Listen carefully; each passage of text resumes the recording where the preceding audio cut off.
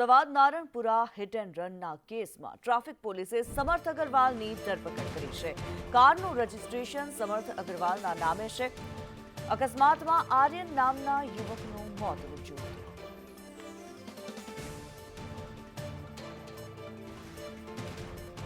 જિગ્નેશ પટેલ વધુ વિગતો સાથે જોડાયેલા છે. જિગ્નેશ, જે એક યુવકનું અકસ્માતે મોત થયું હતું, હિટ એન્ડ રનની આ ઘટના હતી, આ મામલે શું અપડેટ?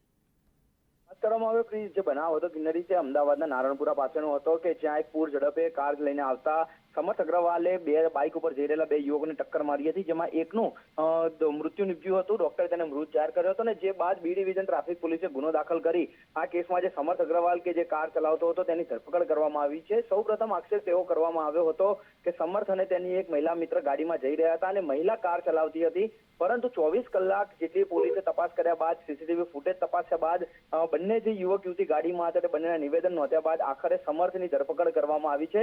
સમર્થ 19 વર્ષનો છે અને તે અમેરિકા જવાની તૈયારી પણ કરી રહ્યો હતો અને ઇન બિટવીન આ અકસ્માત સર્જાયો હતો અને જ્યારે પોલીસને પૂરતા પુરાવા અને દસ્તાવેજ મળ્યા ત્યારબાદ તેની ધરપકડ કરવામાં આવી છે અને આ ગુનામાં સમર્થ વિરુદ્ધ કાયદેસરના પગલાં લેવાઈ રહ્યા છે.